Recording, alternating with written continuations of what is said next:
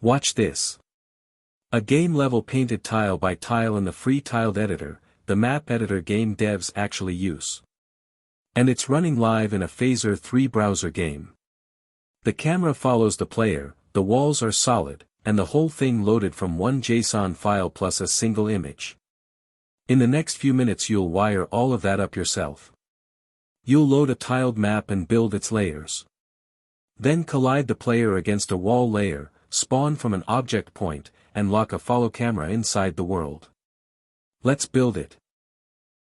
One quick, honest heads up before we open the editor.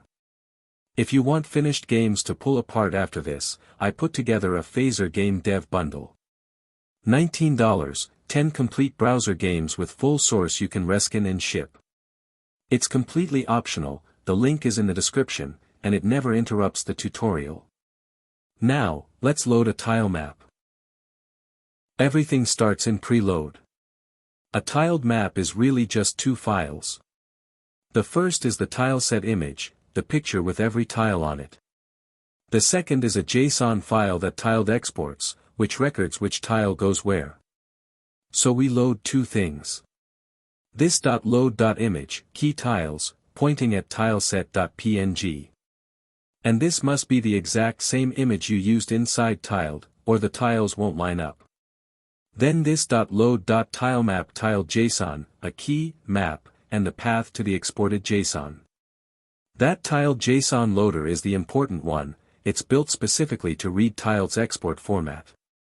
2 lines, and Phaser has the whole level in memory, ready to build. Now we build the map in Create. First, this make.tilemap, key map, that turns the JSON we loaded into a real map object. Then the single line that trips up almost every beginner, addTilesetImage. It takes 2 names, and they are not the same thing. The first argument, here, world, is the name of the tileset as you saved it inside tiled. Open your map file and you'll see it. The second argument, tiles, is the Phaser image key we loaded in Preload. Mix these two up and you get a blank screen with no error, and you'll lose an hour. First name from tiled, second name from your load call. Get that pair right and the tileset is linked. A tiled map is drawn in layers, you paint the ground on one, the walls on another, decorations on top. Phaser rebuilds each one by name. Make gave us the map object, now map.createLayer, the layer name, the tileset, and an X and Y offset of 0, 0. The layer name here, ground, must match the layer's name in tiled exactly, capital letters and all. We do it again for a world layer, the solid walls. And the order matters, the first layer you create sits at the back, and each new one draws on top. 2 create layer calls and your painted level is on screen. Right now those walls are just a picture, the player would fall straight through. We make them solid in 2 steps. First, back in tiled, you select your wall tiles and give them a custom property, a boolean called collides, set to true. Then in Phaser, world.setCollision by property, collides true. That tells Phaser only the tiles you marked as collides should stop anything, empty space and background stay walkthrough. Second, the connection itself, this .physics.add.collider, the player and the world layer. The collider is what actually makes the player land on the ground instead of dropping through it.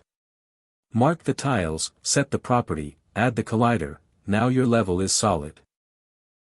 Where does the player start? You could hard-code an X and Y, but there's a much better way, an object layer. In tiled you add an object layer, drop a point, and name it spawn. Now the level designer decides where the player appears, not the code.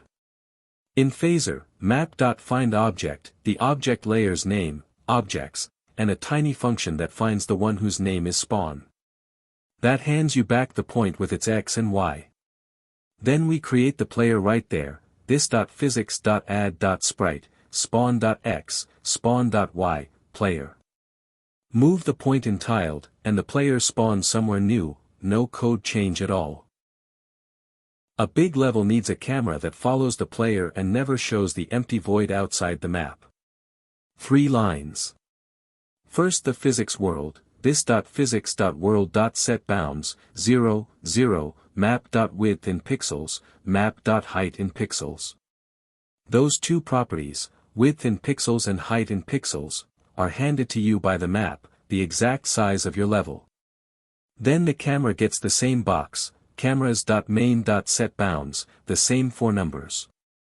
Now the camera physically can't scroll past the edge.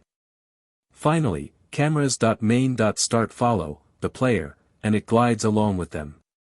One more touch, this.player.setCollide world bounds true, so the player can't walk off the edge of the world either. One last professional touch. Sometimes you want tiles drawn over the player, the top of a doorway arch, a tree canopy the player walks behind.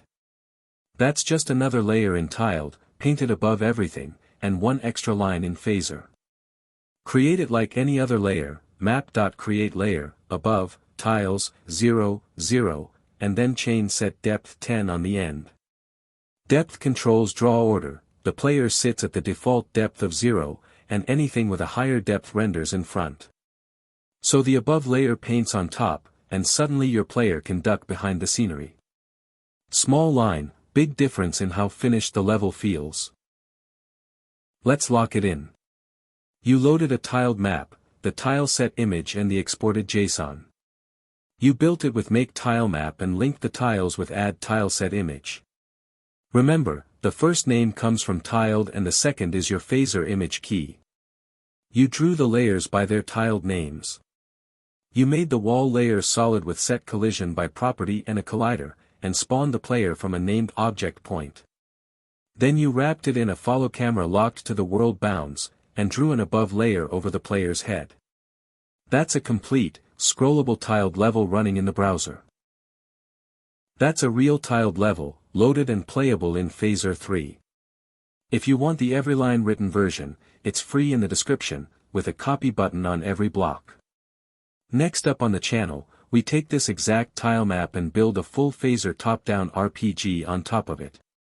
Same map, same skills, a real game. And if you want 10 complete games to reskin and ship, the Phaser Game Dev Bundle is $19, full source, link below. Subscribe for more build-alongs, and go paint a level you can send a friend as a link. See you in the next one.